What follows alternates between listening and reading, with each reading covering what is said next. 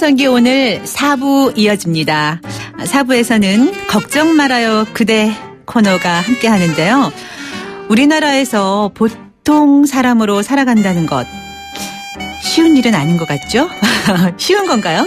평범하게 산다는 것, 또 중간으로 산다는 것이 살아보니 생각처럼 그렇게 쉽지만은 않은 것 같더라고요. 그런데 대한민국 사람 10명 중에 7명이 중산층이라고 하는데 그렇다면 절반 이상이 중산층인 셈인데 중산층의 삶이 왜 이리 힘든 걸까요? 저도 사실은 중산층이 아니다. 라고 늘 이렇게 하향으로 생각하면서 살고 있어요. 왜냐하면 살기가 좀 힘들어서. 그래서 오늘은 걱정 말아요 그대 이 시간에 중산층의 삶을 살펴보고 노후 준비에 대해서도 한번 알아보겠습니다. NH투자증권 100세 시대 연구소의 이윤학 소장님 자리에 함께 하셨습니다. 안녕하세요. 네, 안녕하세요. 네, 반갑습니다. 네. 저희 당신의 전성기 오늘부터 확대 개편을 해서 네. 첫 손님으로 오셨어요. 그렇습니다. 축하드립니다. 네. 역시 그 좋은 방송은 다들 아는 모양입니다. 확대 개편을 한 것을 보니까. 아유, 감사합니다. 앞으로 더 네. 잘하라는 의미로 생각하고요. 저희 PD 또 저희 작가 함께 하시는 엔지니어 감독님들이 네. 정말 열심히 하세요. 네. 앞으로 더 열심히 해야겠죠. 네, 축하드립니다. 네, 감사합니다. 자, 올해 들어서 그 중산층 트렌드 2017이라는 책을 내셨더라고요. 네, 그렇습니다. 네. 또 제가 축하드릴 일이네요, 이거는. 네, 축하드리고요. 네. 책 소개 잠깐 부탁드릴까요? 네, 잠깐 말씀드리면 네. 조금 전에 말씀하셨듯이 우리나라 중산층이 전 인구의 67% 정도가 중산층이라고 그럽니다. 네. 그러니까 뭐 3명 중에 2명이 중산층인 셈인데요. 그동안에는 돈 많이 가진 자, 부자들의 이야기를 다룬 책들은 굉장히 많았는데 그들의 이야기가 아닌 우리들의 이야기가 많이 없었어요. 네. 그래서 중산층은 어떤 생각을 하고 있는지, 어떤 인식을 하고 있는지, 또 삶은 어떤지, 그리고 그들의 노후 준비는 또 잘 되고 있는지 그것을 집중적으로 다룬 책입니다. 네, 사실 내가 정말 중산층일까가 참 궁금할 때가 많거든요. 네, 맞습니다. 근데 이 책 한번 읽어보면 좋을 것 같은데 오늘도 청취자분들 가운데 저희가 10분을 선정해서 선물을 드릴 수 있는 기회를 또 갖고 오셨다고요. 네, 네. 책 10권을 준비하셨습니다. 네. 정말 감사합니다. 네. 저희 또 오늘 확대 개편 후 첫 방송으로 출연하시면서 또 이렇게 좋은 선물 갖고 오셔서 감사드리고요. 저희 애청자 여러분들 가운데 10분 선정해서 중산층 트렌드 2017 이 책 선물로 보내드리겠습니다. 자, 근데 아까 우리 소장님께서 우리나라의 67%가 중산층이다라고 말씀을 하셨잖아요. 네. 근데 그 실제 조사와 또 우리가 생각하는 그 수준이 좀 차이가 많이 나는 것 같아요. 네, 맞습니다. 어떤 기준으로 중산층이라고 하는 건가요? 사실 중산층에 대한 기준은 굉장히 다양한데요. 네. 사실 우리가 그동안 써오던 말 중에 상류층, 중류층 하면서 무슨 유층 이런 표현을 많이 썼습니다. 네. 그런데 사실은 중산층은 자산 수준이 중간인 계층을 두고 하는 말이기 때문에 네. 상류층이나 중류층에는 사회문화적 개념까지 포함이 되어 있거든요. 네. 그러다 보니까 상당한 괴리가 발생할 수밖에 없고요. 중산층에도 다양한 정의가 있는데요. 다른 나라를 보면 미국 오바마 정부의 경우에는 중산층 정의에 사회적 약자를 배려하는지 정기적으로 뭐 비평지를 구독하는지 뭐 이런 조항도 있고요. 프랑스에는 나만의 잘할 수 있는 별미 요리가 있느냐, 뭐 연주할 줄 아는 악기가 있느냐 이런 네. 사회적 문화적인 그런 기준도 있습니다. 네. 그렇게 굉장히 사회문화적으로 다양한 기준 때문에 OECD에서는 아예 그냥 소득을 기준으로 해서 중산층을 정의를 하고 있는데 우리나라도 그 정의에 따라서 중산층을 산정하고 있습니다.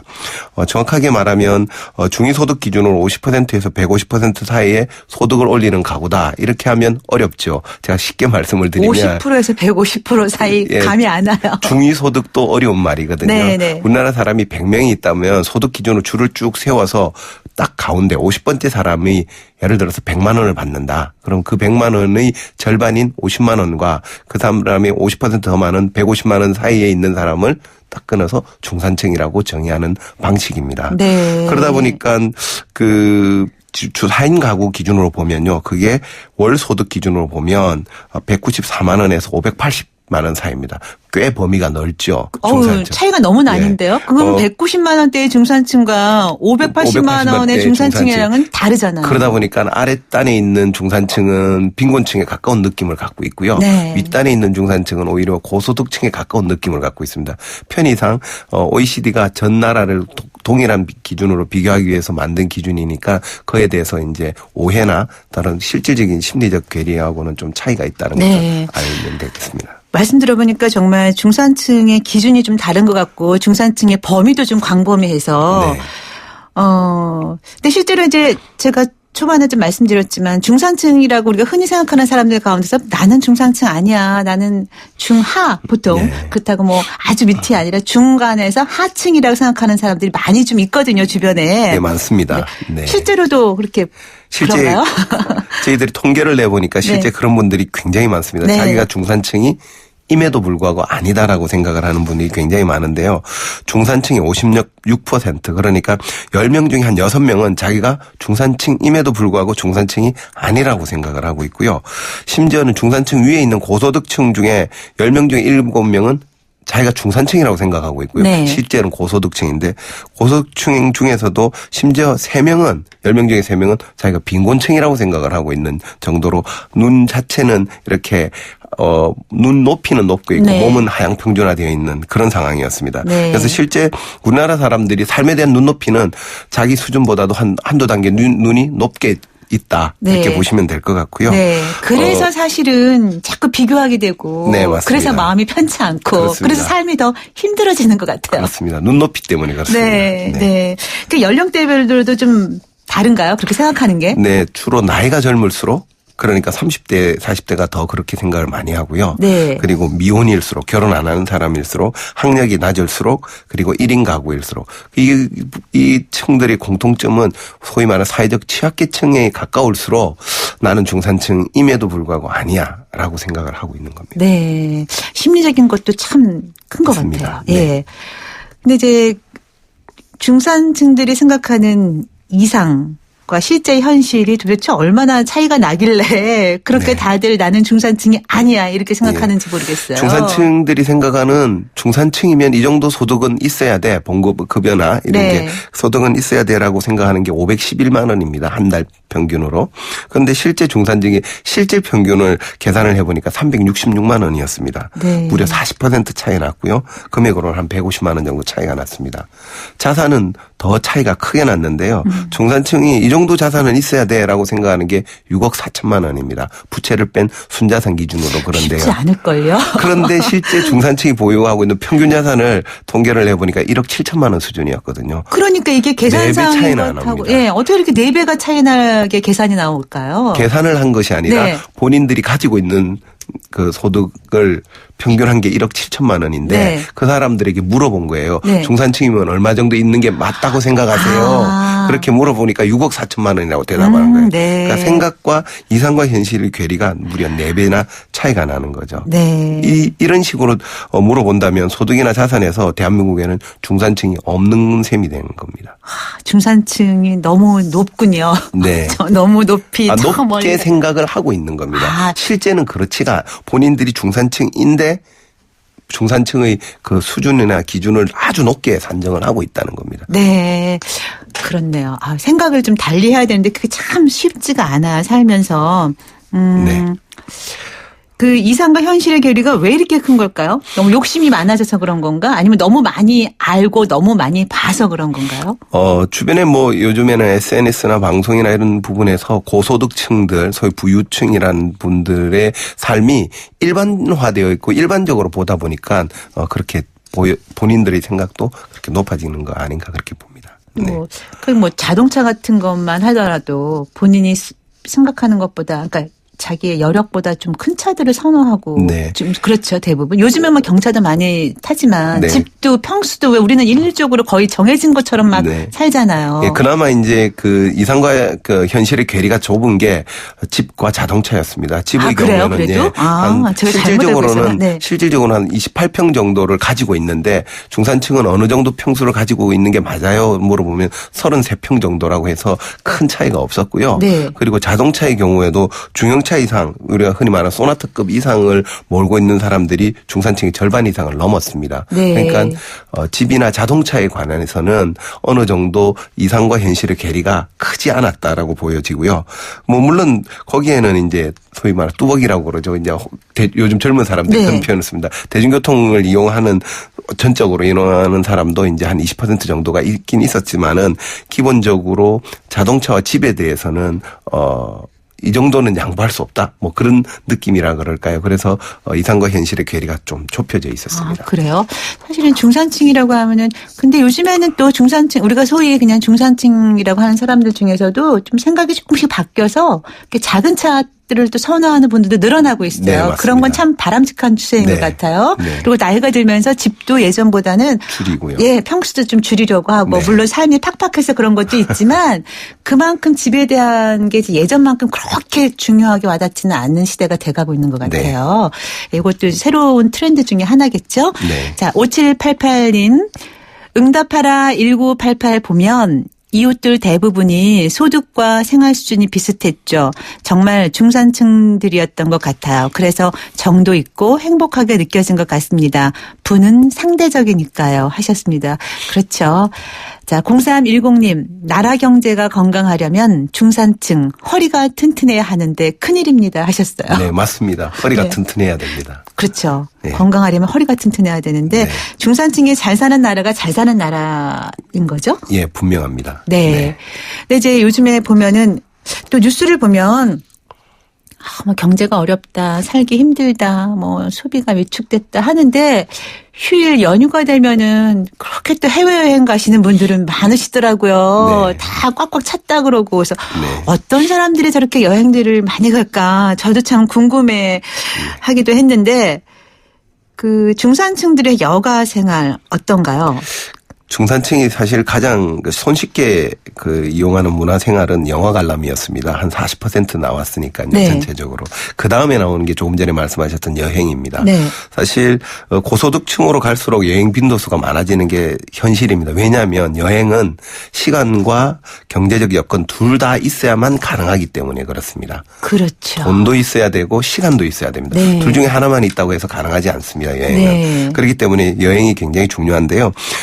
중산층이라면 뭐 해외여행은 다녀와야지라고 생각한 사람이 절반 이상이었는데 실제를 보면 중산층의 절반 이상은 국내 여행만 다녀온 경우가 대부분이었고요. 네. 실제 해외여행 다녀오신 분 한 20% 정도 아예 소위 말 방콕이라고 그러죠. 아예 여행 집안에 못 가시. 콕콕 박혀 있는 거 그런 방콕. 분도 한 18% 한 10명 중에 한 2명 정도가 되었습니다. 네. 근데 사실 여기서 주목할 것은 우리가 흔히 저희들이 명명을 하게 슬픈 U커브라 그랬는데. 슬픈 U커브? 예, U자가 이렇게 아래로 온폭하게 파져 있는 글자잖아요. 알파벳 U자가. 네네. 이게 왜 슬픈 U커브냐면 30대에서는 많이 여행을 주로 다니다가 해외여행을 네. 40대, 50대로 떨어지다가 60대로 다시 올라가는입니다. 아. 예. 그리고 이런 그거는 가구원 수에서도 나타나는데 1인 2인 가구에는 해외여행을 많이 갑니다. 근데 3, 4인 가구는 적게 가고요. 5, 6인 가구는 또 많이 갑니다. 왜냐하면 3, 4인 가구면 주로 4인 가구 경우에는 네. 40대 정도 40대가 되면 많죠. 아이들 맞습니다. 가르치느라고요. 교육비 네. 때문에 허덕거리거든요. 예, 조금 전에 말씀드린 대로 연령이나 이 가구 인원 숫자는 사실 같은 개념입니다. 다른 네. 시각에서. 네네. 그러니까 그만큼 우리나라 중년들의 40, 50대 중년이 고단하다는 것을 이 여가 생활에서도 우리가 잘 알 수가 있습니다. 그렇죠. 그런데 이제 연령대가 한 60대로 가면 오히려 여행을. 오히려 여유가 생깁니다. 네. 생겨서 그래서 여행도 조금 더 갈 수 있고 그래서 이 U커브를 슬픈 U커브라고. 아, 그 말은 저도 또, 처음 듣네요. 슬픈 네. 유커브. 네. 근데 5, 60대, 그러니까 60대 그 정도 연세에 들어갔고 여행을 또 잘 가려면 이미 한때 40대, 50대부터 준비를 좀 해야 되잖아요. 사실은. 네, 맞습니다. 노후에 또 잘 살려면. 네. 근데 사실 그게 또 쉽지가 않아요. 아까 말씀하신 것처럼 40대, 50대 초반에 아이들 교육시키다 보면 네. 노후 준비한다는 게 정말 또 쉽지는 않거든요. 쉽지 않죠. 네. 그래서 노후 준비는 그러면 잘 하고 있나? 요즘 중산층들은 또 갑자기 네. 궁금해지네요. 저는 노후 준비 때문에 걱정인 사람인데 네. 소위 말하는 중산층은 노후 준비를 어떻게 하고 있나? 네. 중산층들에게 물어봤습니다. 60대 이후 노후에 소득이 얼마가 될 거냐고 물어보니까 네. 그중에 한 40% 가까이가 100만 원이 안 될 거다 이렇게 이야기를 했습니다. 100만 원이 안 될 거다. 사실 이 기준은 굉장히 심각한 기준인데요.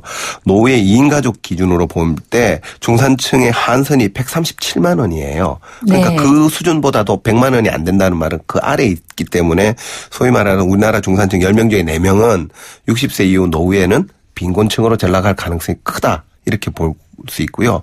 그리고 소득이 100에서 150만 원 사이에도 한 20% 정도가 됐거든요. 네. 아까 말씀드렸듯이 중산층의 노후의 한선이 137만 원입니다. 2인 가족 기준으로. 네. 역시 여기에서도 중간쯤에 걸려 있거든요. 다시 말해서 우리나라 중산층에는 최소 4명, 최대 한 6명 정도에는 노후에는 빈곤층으로 전락할 가능성이 있다로 보입니다. 갑자기 지금 가시면 컥 하고 답답해진 느낌과 네. 함께 좀 겁이 덜컥 나고 네. 저희가 걱정 말아요 그대 코너인데 이렇게 60대 이후에 빈곤층으로 전락할 확률이 높다는 말씀 드리니까 갑자기 마음이 무거워지고 이게 걱정 말아요 그대가 아닌데 이런 생각이 들거든요.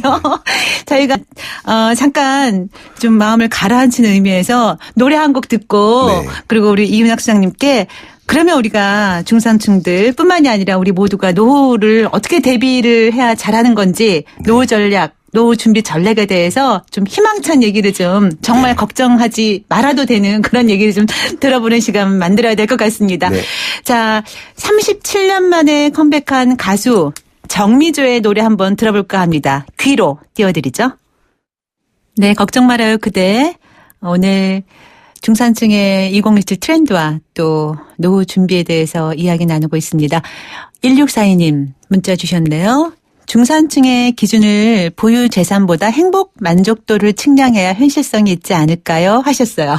맞는 말씀인 것 같기도 하고요. 측량하기가 정말. 굉장히 어렵습니다. 네. 그만큼 행복 지수가 중요하다는 얘기 아닐까요? 네, 맞습니다. 네.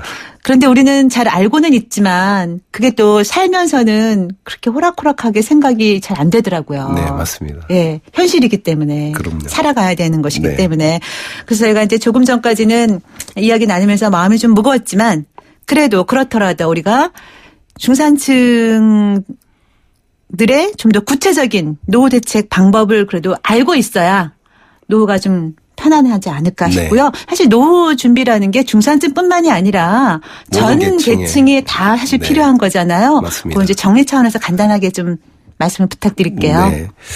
사실 우리나라 중산층의 노후 준비를 보면 가슴이 먹먹해지는 게 네. 현실이고요. 사실은 노후에는 그 연금이나 금융자산 같이 또박또박 쓸 수 있는 자산이 굉장히 중요합니다. 그런데 우리나라는 중산층은 집 한 채는 꼭 있어야 된다. 이 생각이 아마 강해서 부동산 비중이 전 세계 어디를 가도 비교할 수 없을 정도로 부동산 비중이 높아요. 네. 그래서 이런 부분들도 굉장히 어려운 점이 있는데 그런 관점에서 좀 더 구체적인 그런 노후 전략을 좀 말씀을 드리면 현재 우리나라 4인 가족 기준으로 보면 중산층은 조금 전에 말씀드렸듯이 194만 원에서 580만 원까지 좀 범위가 굉장히 넓게 있습니다. 그래서 네. 다 중산층이라고 다 같은 중산층이라고 말하기가 좀 곤란한 정도거든요. 그렇죠. 세대 차이가 나기 네. 때문에. 그래서 이 계층을 중산층도 상위 중산층, 중위 중산층, 하위 중산층 이렇게 좀 나눠볼 필요가 있고요. 네. 사실은 하위 중산층은 본인이 느끼기에는 아마 난 빈곤층인 것 같아 뭐 이럴 수도 있고요. 그럴 수도 있죠. 고위 그 상위 중산층은 나는 고소득층인데 너 무슨 중산층이야 뭐 이렇게 느끼실 수가 있기 때문에 네. 참고해서 같이 들으시면 될 것 같은데요. 네, 네. 일단 뭐 상위 중산층은 나 한 450만 원 이상은 내가 급여를 받는다. 소득이 있다. 이렇게 생각하시면 450만 원? 예, 월 소득으로 네네네. 4인 가구 기준. 뭐 중위 중산층은 한 320에서 한 450, 그다음에 하위 중산층은 한 190에서 한 320 사이다. 이렇게 보면 일단 그 소위 말하는 하위 중산층이라고 그 구분을 지을 수 있는 이분들은 일단 그 월 평균 자체가 4인 기준으로 해서 평균이 야거든요. 그러다 보면 일단 소득이 너무 적어요. 제일 중요한 거는 소득부터 늘리는 게 핵심입니다. 그래서 소득 확대 전략이 절실한데요. 네. 일단 소득 원천을 좀 다변화해야 돼요. 말이 어렵지만 굉장히 쉽습니다. 쉽게 말해서 쉽게 말씀해 주세요. 혼자 벌면 둘이 벌어라. 외벌이 하지 말고 맞벌이 해라. 그리고 하나 일을 할 것 같으면 하나 더 해서 투잡이라도 고려를 하지 않으면 안 되는 계층이다. 왜냐하면 당장 소득 자체가 너무 적기 때문에 네. 이것을 확대하는 게 필요하고요. 또 하나 생활적인 습관을 이야기를 하면은 일단 무엇을 재무적인 목표를 설정을 하고 먼저 저축하고 소비해라. 소비하고 저축하지 말고 이 계층은 모으는 게 굉장히 중요한 계층이기 때문에 소득 자체가 적기 때문에. 근데 그런 말씀을 듣다 보면 아니 모을 게 있어야지 쓰고 남는 돈이 없는데 또 이렇게 말씀하시는 그러니까 분들 많아요. 방금 그렇죠. 쓰고 네. 남는 돈이 없다 그랬죠. 네. 생각을 그러니까 바꾸시라고요. 아, 저축하고 난 돈을 쓰라고 했지 네. 쓰고 남는 돈이 아니라. 쓸 돈도 없는데 이러면 어떻게 되는 거예요? 그러니까 쓸 돈도 다시 정리를 다시 하셔야 돼요. 다시 정리를 하셔야 돼요. 생각이 문제였군요. 네. 인식의 네. 전환이 필요한 계층이고요. 네. 중위중산층의 경우에는 한 중간쯤 버는 중산층의 경우에는 좀 더 자산을 만들기 위해서 종잣돈을 만들어야 됩니다. 그러려면 일단 모으는 것도 중요하지만 첫 번째 해야 될 거는 부채를 빨리 정리를 해야 됩니다. 네. 우리 중산층 중에 부채도 있으면서 빚도 있으면서 저축을 들으시는 분이 있는데 결코 좋은 방법이 아닙니다. 빚부터 빨리 갚는 게 항상 네. 금리가 아무리 높아도 대출 이자보다 높지는 않기 때문에 네. 대출 이자부터 갚는 게 가장 우선적이고요. 그리고 금융자산 비중을 늘려야 됩니다. 그래야지 금융투자상품이나 이렇게 적극적으로 활용해야지 실제 자산 증시 효과가 있죠. 뭐 금리 절대 저금리 시대 1%대에서는 현재 쉽지 않기 때문에 일단 절세 상품이나 이런 것도 많이 활용을 해야 될 것 같습니다. 네. 자, 이렇게 해서 오늘 중산층의 그 트렌드와 또 앞으로 구체적인 노후 준비 전략에 대해서 좋은 말씀 나눠봤습니다. 걱정 말아요 그대 NH투자증권 100세 시대 연구소의 이윤학 소장이었습니다. 말씀 잘 들었습니다. 네, 감사합니다. 고맙습니다.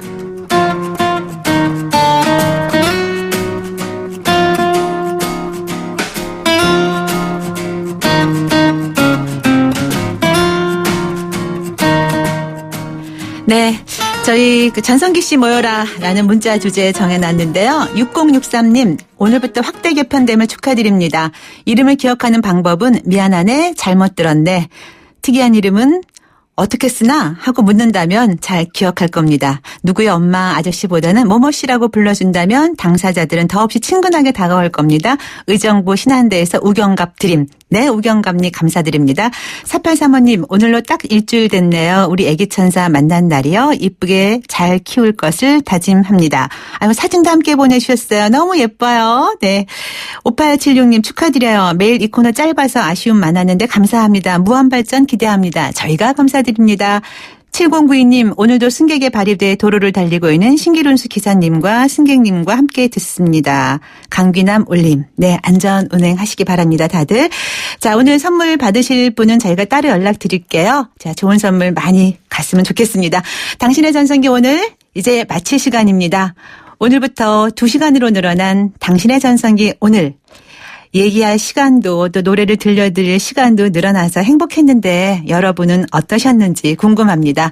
저희 함께하는 모든 스태프들 다 열심히 준비해서 알찬 방송으로 꾸미도록 노력하겠습니다.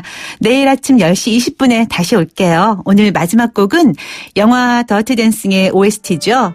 빌 메들리, 제니퍼 원스가 부른 The Time of My Life, 내 생애 최고의 시간입니다. 자, 함께 들으시고요. 당신의 전성기 오늘 지금까지 김명숙이었습니다. 여러분, 오늘이 가장 젊은 날입니다. No, I never felt like this before. Yes, I swear it's the truth. And I